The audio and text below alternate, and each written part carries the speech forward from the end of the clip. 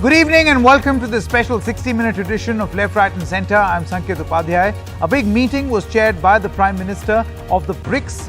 A BRICS summit took place where each leader, each member spoke, and then in the evening came a joint declaration on Afghanistan, on how to deal with this situation. The big question is, what will be the strategy on Taliban, and can India, brick by brick, build international consensus on how to deal with this situation so that we can collectively move beyond just waiting and watching. That's going to be our top focus. Also on the show, and this is a very, very significant debate which has been kick-started by the British. Wonder what they're thinking. There is a COVID cloud over the England series because many Indian members of the Indian team, Indian contingent, have tested positive. There is a COVID test being done for all the players. The report will be out. But the England Cricket Board, the ECB, says, why don't you forfeit the match, the test match? Because there's COVID in your camp. Why should India forfeit? Will India forfeit the test? And more importantly, why should we? Why should we have to pay a price for there being a pandemic in the world? Anyone can happen COVID. What if someone in the English team had COVID? Then should we have placed this demand? So that debate is going to come up at 9:30. But first, let's quickly take a look at all the statements that were made in the BRICS summit.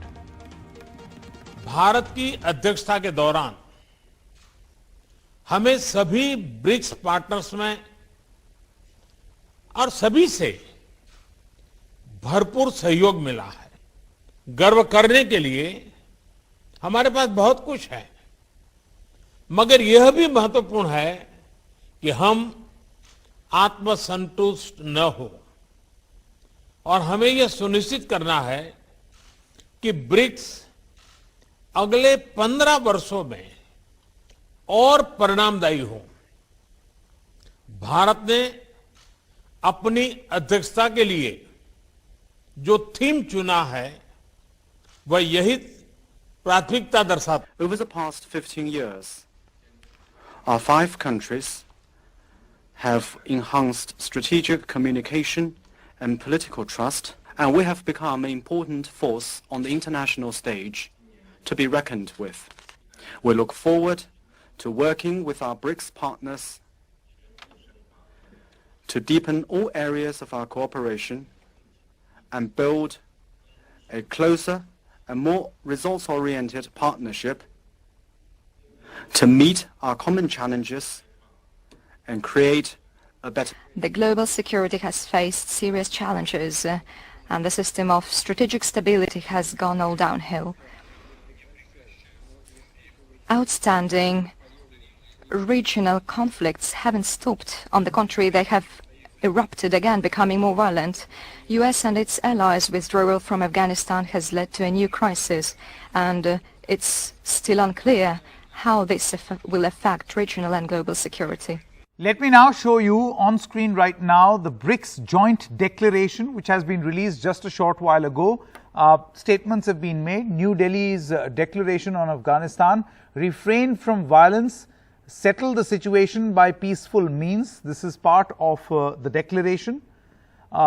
We need inclusive intra-Afghan dialogue so as to ensure stability, civil peace, law and order in Afghanistan. Now, intra-Afghan dialogue, does this mean a conversation or a talk between the resistance force as well as the Taliban? Priority is to fight terror, prevent attempts to use Afghan territory as a terrorist sanctuary, which has been a major concern that India has been highlighting. So, also the statement says leaders express strong condemnation of terrorism in all its forms. So, to be able to put in a joint declaration, the New Delhi declaration, these important points of Indian concern, should this not be seen as a first step towards India asserting itself in an international forum?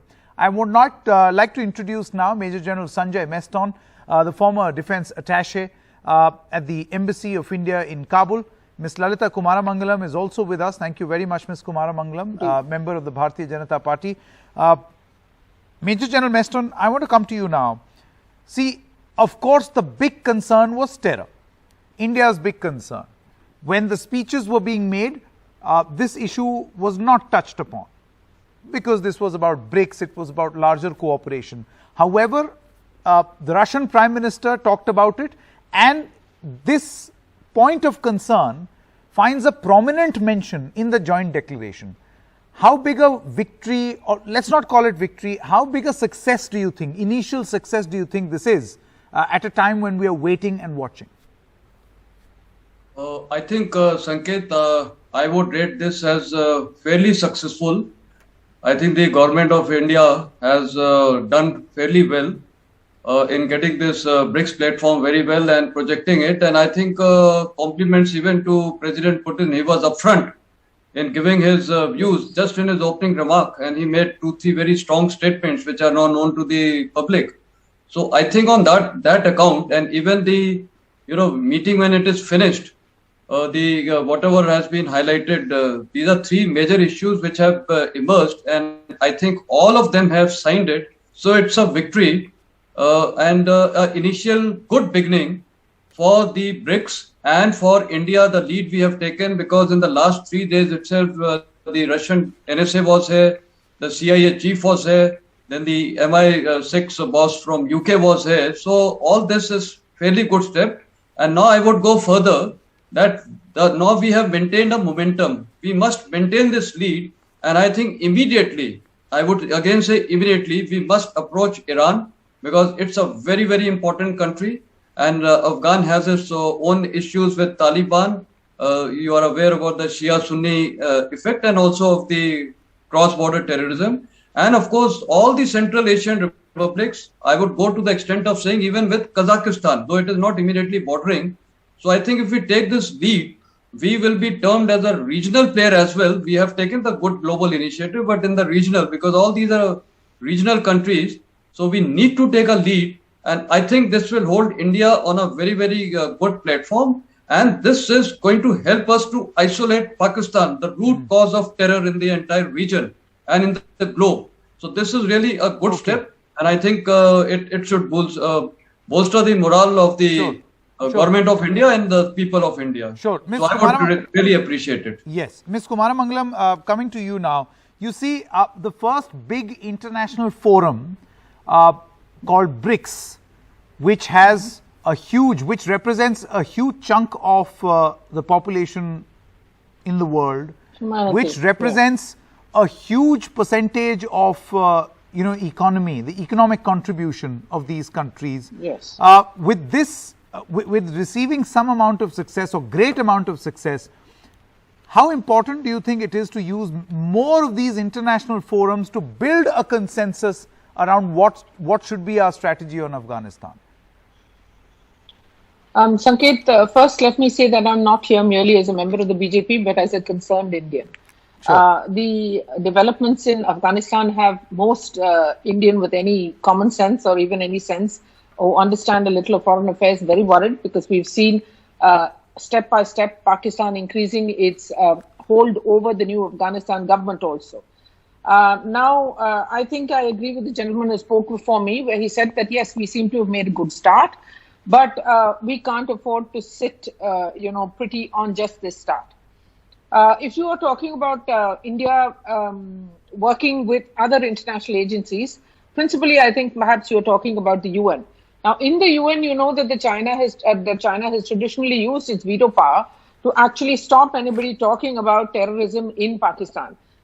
Even at the FATF, which is one of the most important organizations with regard to terror funding, etc. But the good thing is that today at the BRICS thing, the Honorable Prime Minister of Russia, Putin, was extraordinarily frank, in fact, much more blunt than our own Honorable Prime Minister was, much more so than even Modi ji was, and put it right out there, right in the beginning. And so that it probably has been influeenced at least in part by the meeting that the NSAs of India and Russia, CIA, MI6, etc. have had. It is, I think, it's becoming increasingly clear to all countries in the world that there is a risk of terrorism actually Also, given the fact, Sanket, let me add this, that the IS has said very clearly that we are going from a caliphate in Middle Asia. Now, Middle Asia is extremely important to Russia. Let's not forget that. And while China and Russia may seem all buddy-buddy at the moment, ultimately politics, nothing is permanent. And China has its own interests in Pakistan, but Russia has its interests in Middle Asia, which has an enormous amount of, apart from gold and other minerals, an enormous amount of petrol and natural gas. Let's not forget that. So, and of course, as you yourself pointed out, there's Iran. Iran is also having a lot of problems with IS. Ultimately, it'll be the Jaish, it'll be the Lashkar, everybody. You know, all of them are in bed together.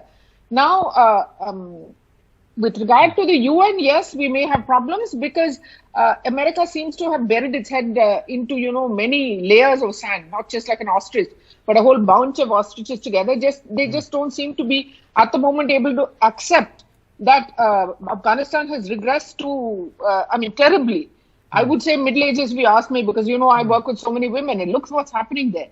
But to come back to the BRICS initial meeting today and the joint statement, I think a rather good job has been done. But let's understand that this is just a beginning. Just a beginning. I agree with you. I agree with you. We should not celebrate too soon. We should not be sorry too soon. We should not feel dejected too soon. This is just a first step. There is a lot to be done. Of course, there is China, and you've seen the maneuvering that China is doing. Professor Faiz Zalan is a professor of Kabul University, is also with us.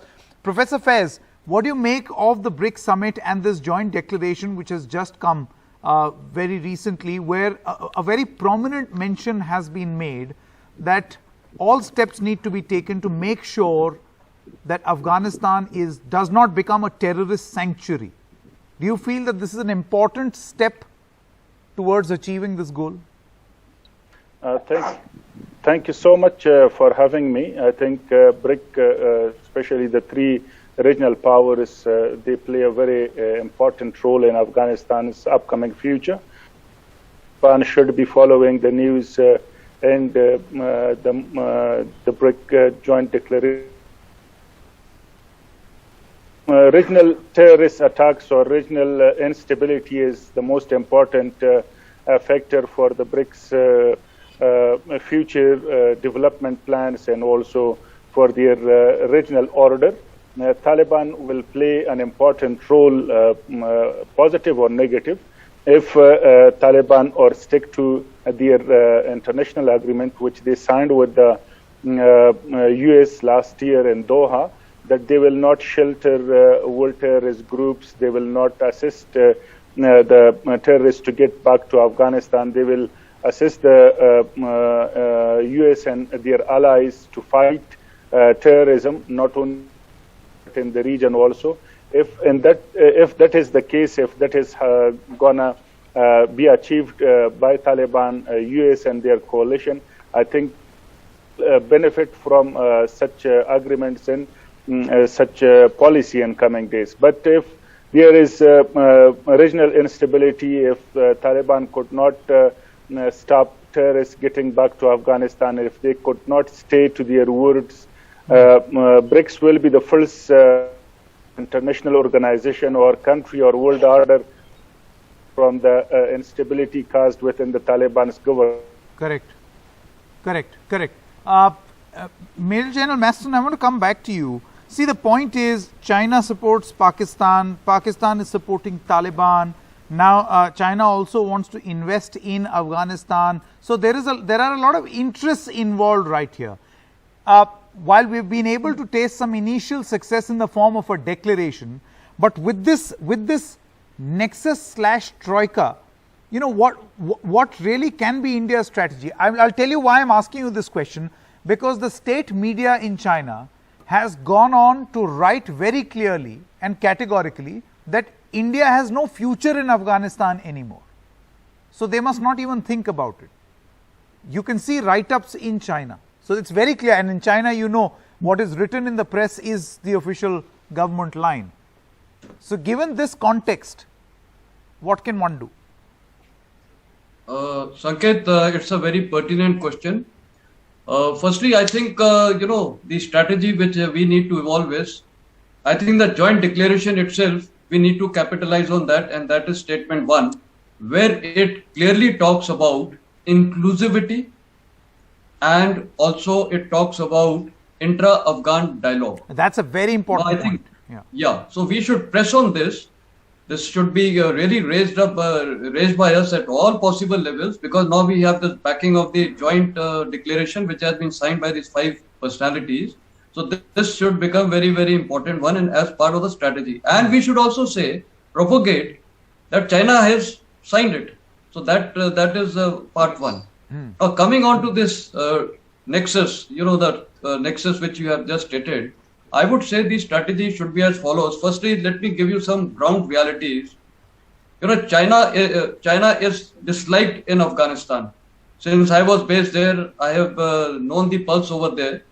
Most disliked nation in the world is Pakistan, and thereafter followed by China, because China has actually not done anything for the country except that it has showed its interest in the mineral resources, and also the people of Afghanistan are aware that how they are being treating in the Xinjiang province the Uyghurs. And now why the Chinese are keen to support Taliban is that many Uyghurs have actually come across to Afghanistan, and they are looking for getting them back to China so that they will deal with them sternly.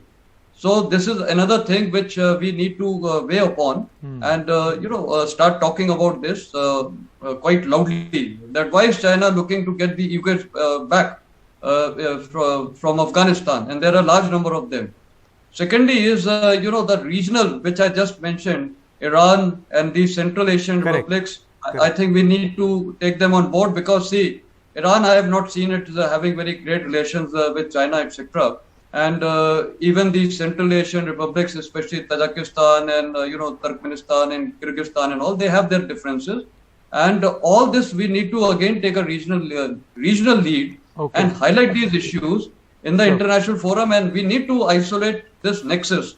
And the nexus primarily, I would say, is China and Pakistan. Yeah, and each time there is something to do with this nexus, you can throw this BRICS joint declaration on the face of China and say that, look, you signed it.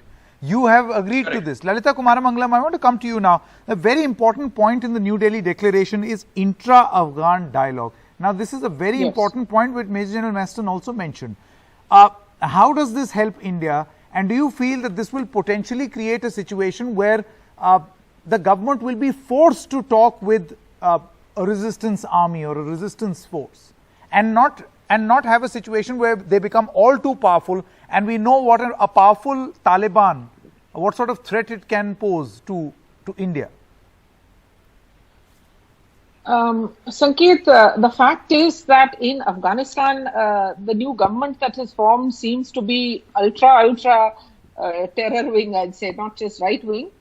You have even the Haqqanis now there in extremely important positions in that government.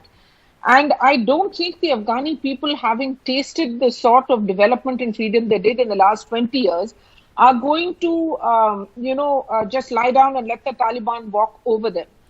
You would have seen, and we've all seen, that the Taliban has made several statements. Of course, they haven't stuck to any of that.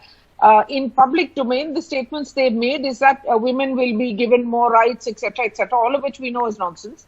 Also, the fact that they are arresting journalists. So, freedom of speech is also seriously is a question there.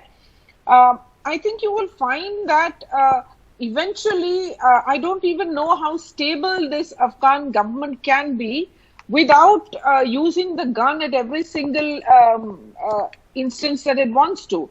It is a collection of terrorists. Let's be frank.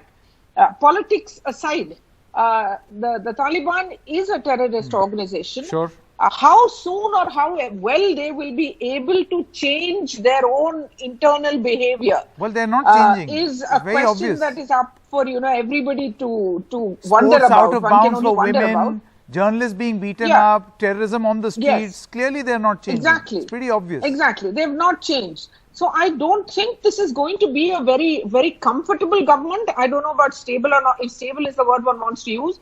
but certainly not a comfortable government. And you will that find is also sooner a or huge later risk. that resistance will find other supporters too. Okay, At the moment, we are only talking about Panjshir, but I'm sure that there are other local resistance movements will also gain traction. I think our good professor from Kabul will be able to speak with more Sure, authority Professor on this. Faiz, very but quickly. I don't think the Afghanis Professor are going Faiz, to lie very down quickly, and allow the do you Taliban think that to more hammer them resistance the way they're movements doing should now? be allowed to come up in a dialogue? And that is why this statement, the intra-Afghan dialogue, makes sense, because you'll have more stakeholders.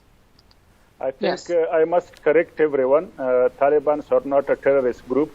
They were never a terrorist group. If you go through the data, US talked to them. They signed an agreement. There isn't any data, any confirmation that a terrorist group has a international agreement with US.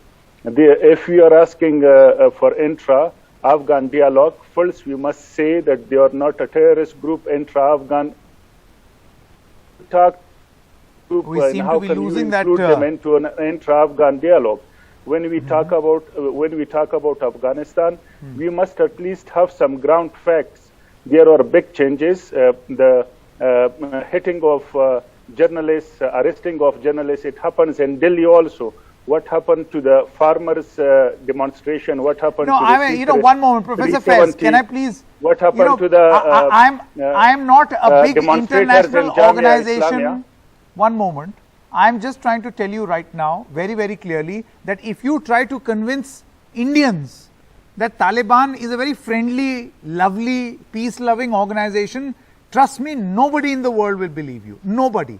And this comparison between what the Taliban is doing or what it has done in the past with anything that is happening in this country is just not right. And I will not get into that debate because it is not, it is a fake equivalence. Laughable. Look, it is a fake equivalence. It is Professor a Faiz. mutual understanding. If we go through the history of India, Afghans, for example, what the Mujahideen were supposed to in 90s, No, Mujahideen this were is not the supposed to debate also the same group on giving legitimacy Taliban, to the Taliban. No, the ground rules for this discussion very simply is that Taliban is a terrorist organization. aren't. Members If who that are is the part case, of I'm not your new gonna- cabinet are terrorists, if- period. There is no debate. There is no debate. You will not be able to if that is convince the us. case- I'll have to end it if here that is because the I have case, another I'll- interview. I have another interview with Mr. Yashwant Sinha, former foreign minister. Thank you very much. But before we go to that, a cool question. One of the viewers have written to us. They say, what can India engage? What can India's engagement gain, in fact, from its engagement with the Taliban? Beg your pardon, it's too far away. I'm having trouble seeing it. And there was a coup poll also, where we asked a question: BRICS, can India lead in shaping a Taliban policy? 70% of the viewers or the voters on coup think that yes, we can shape the policy. 30% are still doubtful that we cannot shape the policy. Now let's quickly introduce Mr. Yashwant Sinha, former External Affairs Minister. Mr. Sinha, do you think that organizations like BRICS are a good forum for us to build regional and international cooperation in a future Taliban strategy?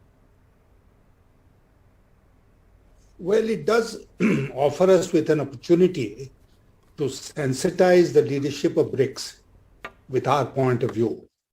And I'm quite sure that our Prime Minister would have sent this message. And we are aware that Russia and China, along with India, are the closest neighbors of Afghanistan.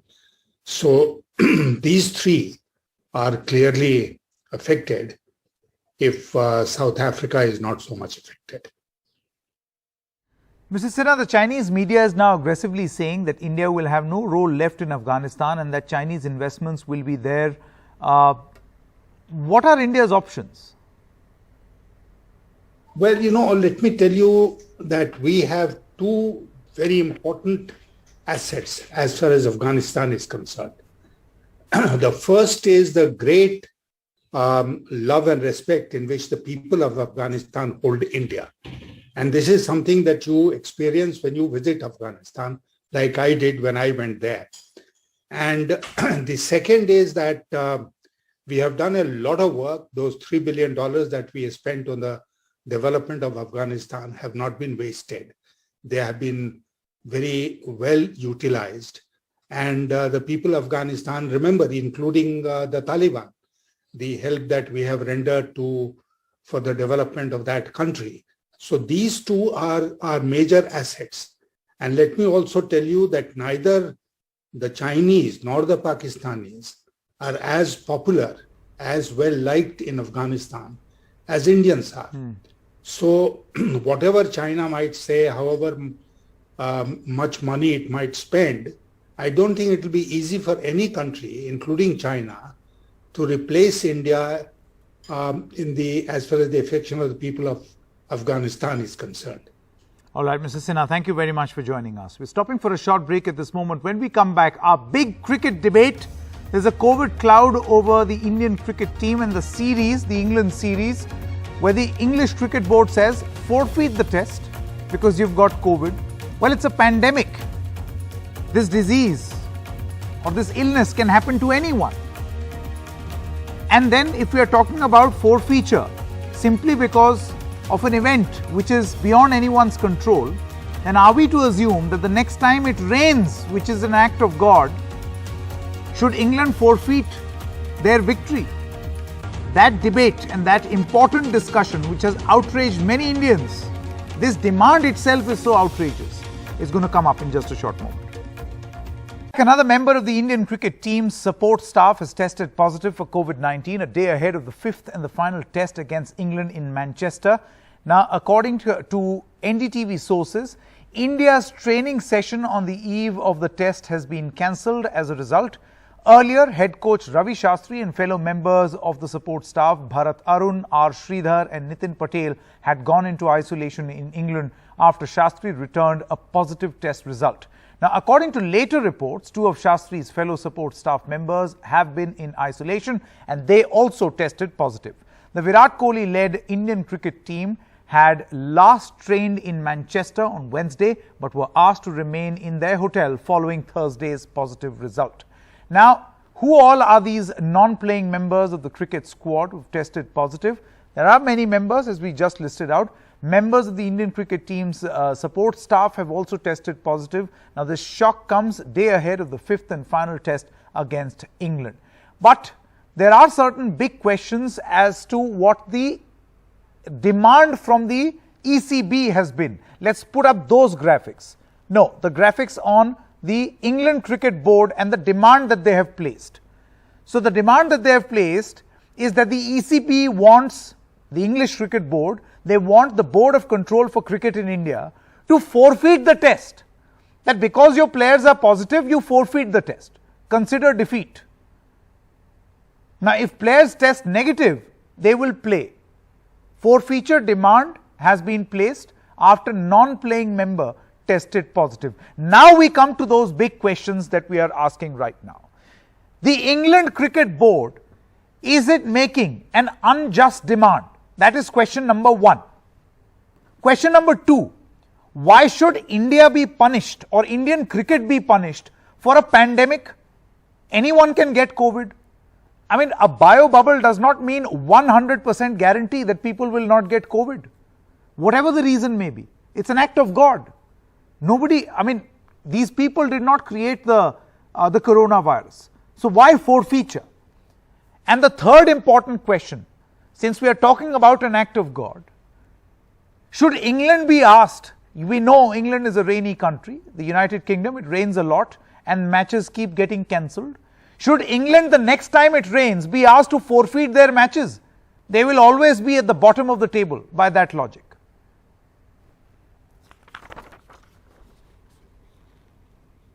Let me introduce Mr. Nikhil Naz. He's a sports journalist. Joining us also Sanjay Jha, founder of cricketnext.com. We have Mr. G. Rajaraman, senior sports journalist, and we will also be joined in by Yajuvendra Singh, former Indian cricketer. Thank you very much. It's an important discussion, beg your pardon, but a decision is pending on this matter. Nikhil Naz, I want to begin with you first. What's your view on this demand? You know, what will happen eventually, whether COVID result comes positive, negative, we'll come to that later. But this very demand from the ECB, what do you make of it? I mean, firstly, I'm not aware, Sanket, if certain demands like these have been placed by the ECB. But if they have been, then I'd have to agree with you that you'd be fair to call it an unjust demand. I'll tell you why. I mean, I don't think the Indian team has not followed the law of the land. That's what you're supposed to do. The same Indian team went to Australia and were asked to hard quarantine. And some occasions for 3 weeks in a row, they were asked not even to get out of their room. They went by it. Now going to the England, you have to follow the law of the land that exists at the moment. A few examples.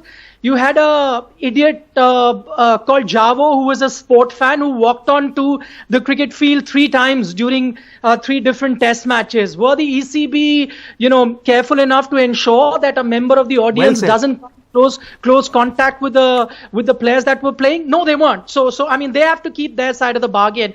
Apart from that, if you take a look at what's happening in England, I mean, you're seeing crowds are allowed there. There is no social distancing, and these are decisions that are taken at a national level. So you can't really fault the ECB. But then I'm just extending that to cricket as well. You have the Euro, which has now been in the sense called a super spreader event. It will even put the Kumbh Mela to shame in that sense. So you had a packed house in the Euro final that took place at the Wembley Stadium. You have the Wimbledon Championship, which was again sold out, no social distancing. Everyone was allowed. The outside courts in Wimbledon, the viewers are in very close contact to the players themselves. So when all of this is happening around them, I don't think the Indian team in any sense has broken any sort of law here. So then it should be incumbent upon the ECB to ensure that the bubble is maintained. And they called for a soft bubble. And in a soft bubble, as we've seen in the past, these cases will happen. Why just a soft bubble? Even in a hard bubble, cases like that happen. When you had a case in the IPL where it was a hard bubble and, very close, rules were followed. Yet you had a case. So this is the new normal. You have to get used to it. Blaming one team for it, I don't think is the right way to go about. Yeah, and it'll come back to bite you. I mean, what if a member of the English cricket team has COVID? Then should India or the BCCI then demand that the match be forfeited? Sanjay Jha, what's your opinion? Well, Sanket, the English team is behaving very, and I think this is a cowardly vision of following people and surprising them. Now, by a crazy in Manchester as we talk, and I'm looking forward to catching a couple of days of good. And Mr. Jha, we seem to be losing your audio off and on. I mean, let's quickly get this fixed, because you're making an important point. We'll get your audio connection fixed and then come back to you. In the meanwhile, Mr. Yajuvendra Singh, what do you think?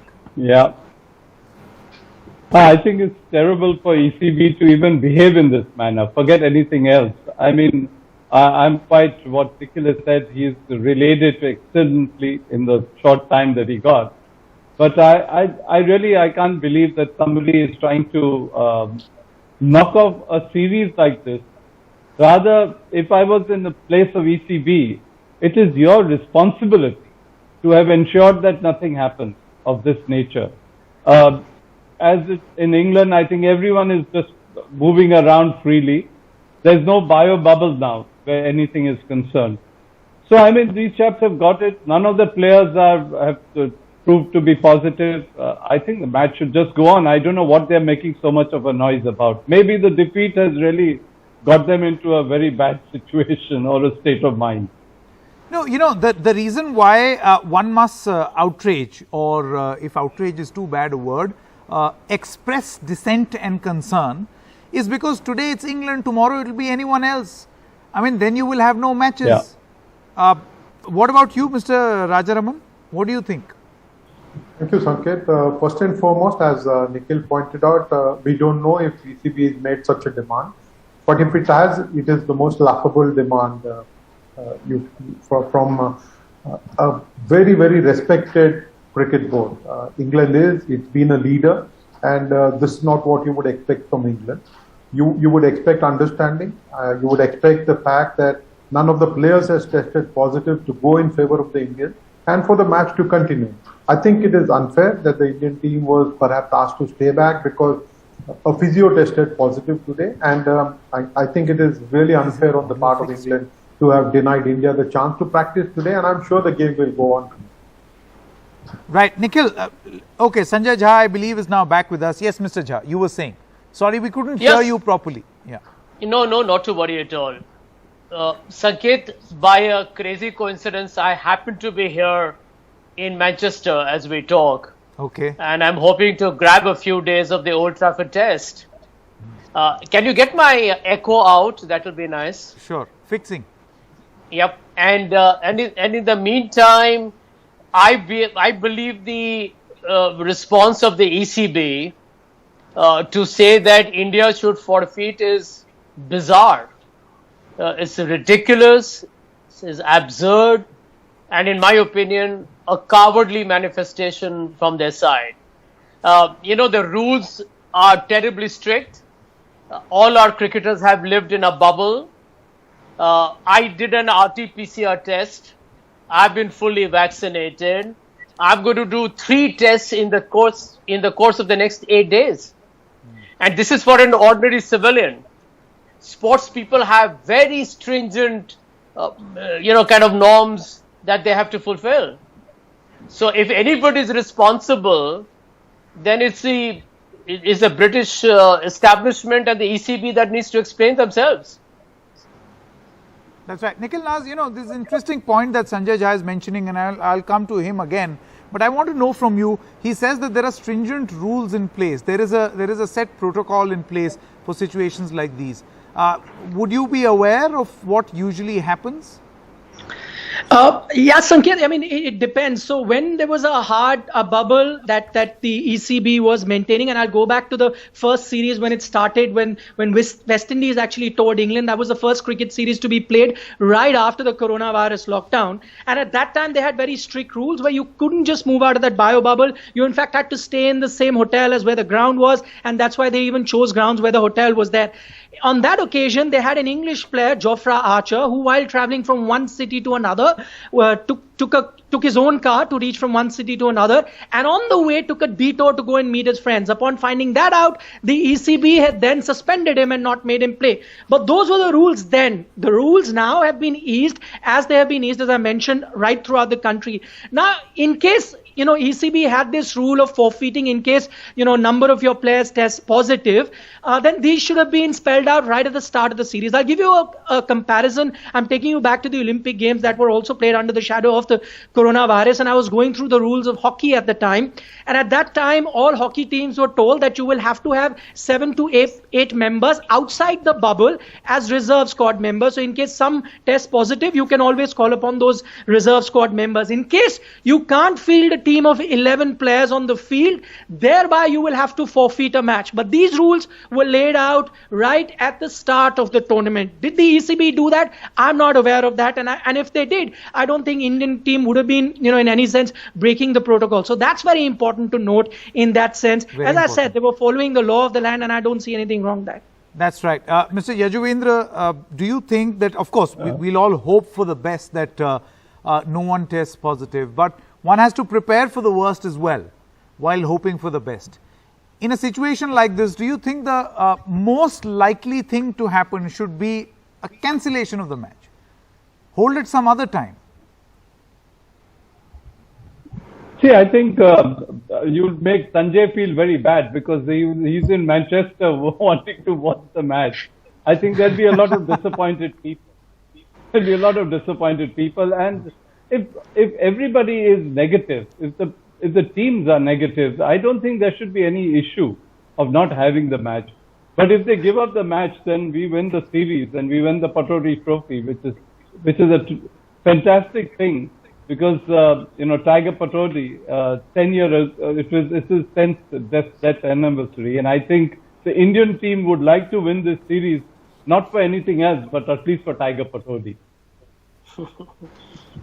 Absolutely, Sanjay Jha, I want to come back to you. And for Sanjay Jha to be watching the match at least. Absolutely, that's why he's sitting there, isn't he? Happy.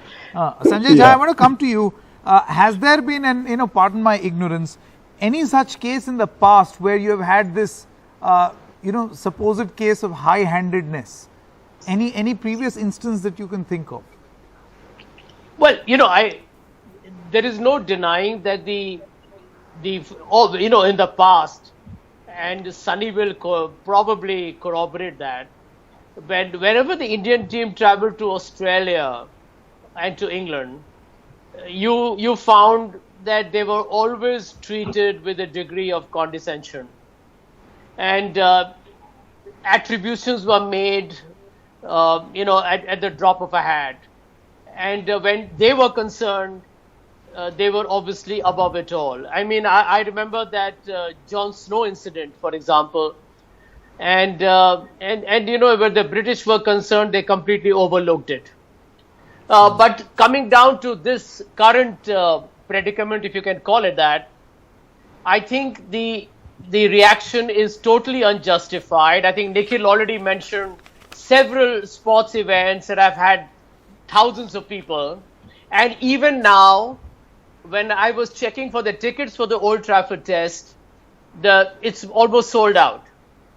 And you look at, for example, even the US Open tennis going on, you find that the players don't have to be at all vaccinated, but the spectators have to be.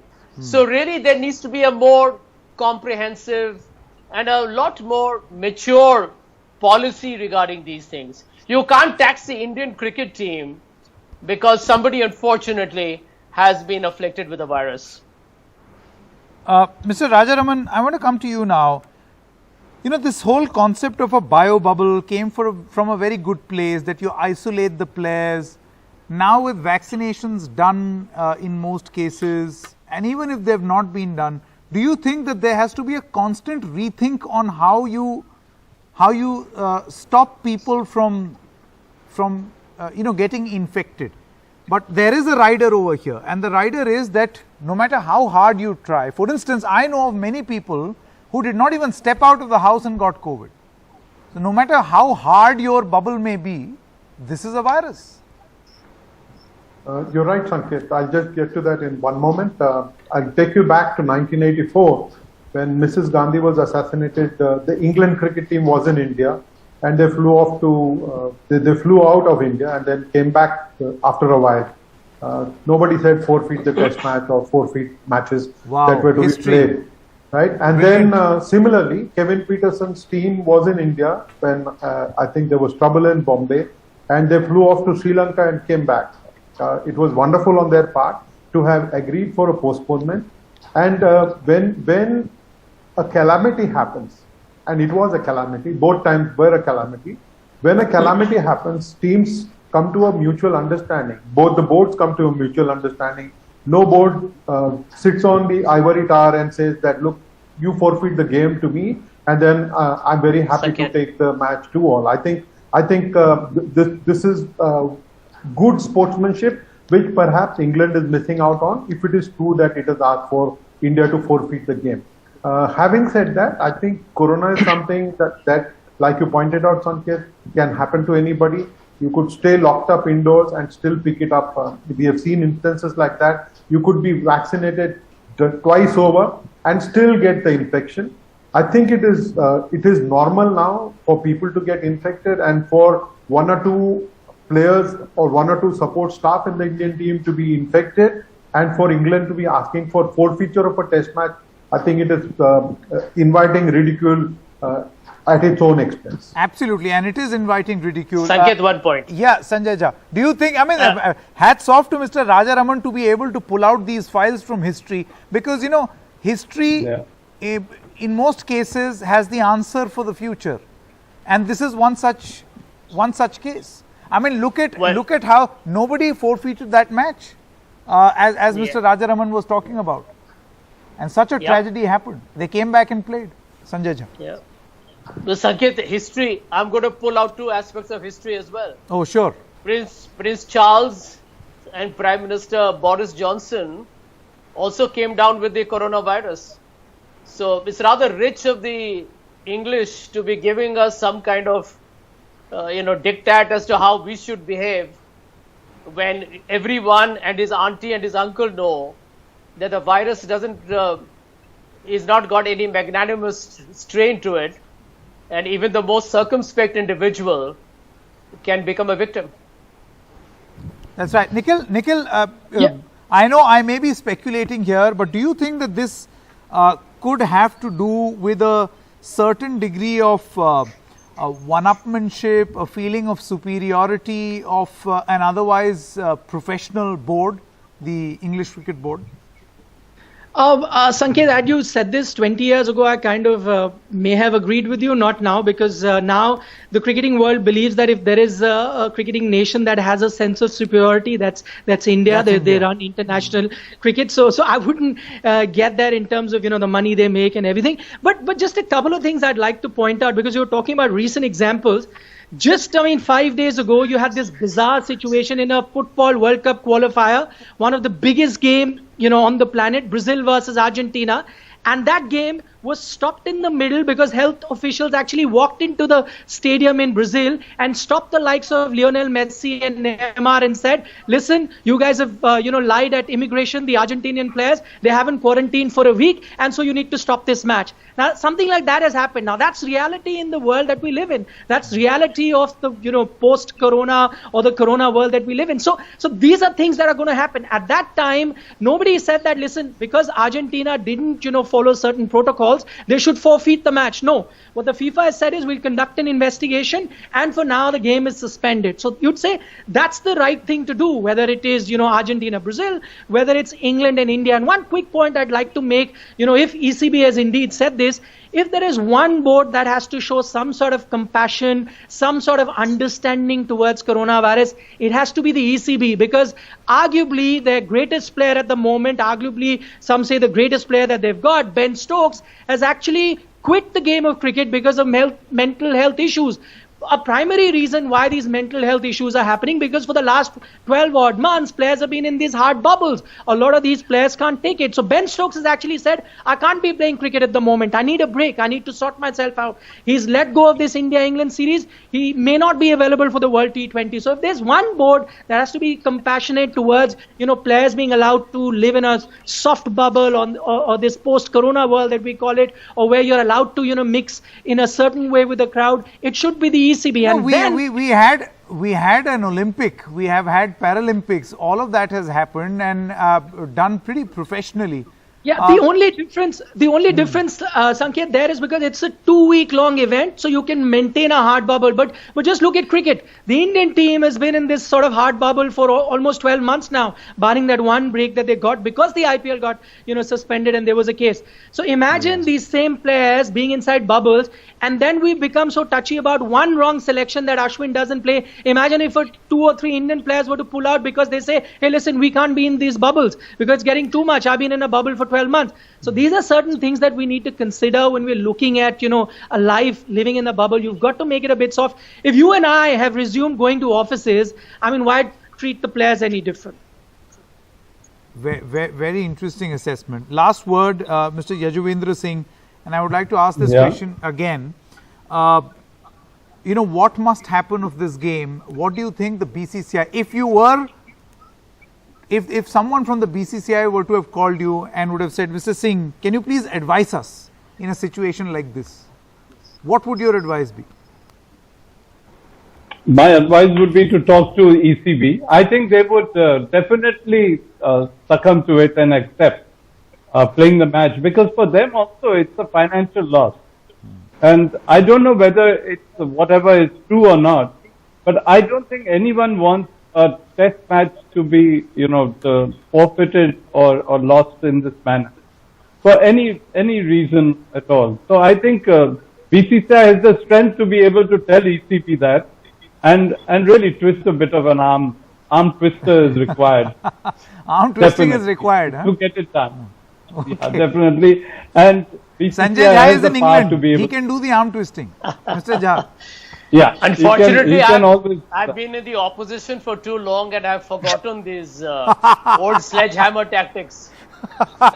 And he's gone there without all of us, just think, and quietly sneaked out to watch the match. But I'm doing all that. I'm doing the testing for all of you. That's what I love about people. They are so passionate about cricket. And there are those, like they said, there's a whole crowd that is passionate about cricket. I think they want the game there. That's why it's a house full there. And it will be depriving those people.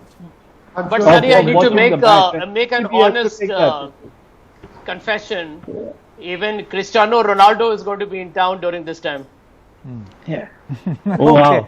Okay, let's just hope that better sense prevails and a ridiculous demand like this is not made and certainly not agreed to. Thank you very much. That's a wrap in this edition of Left, Right and Centre.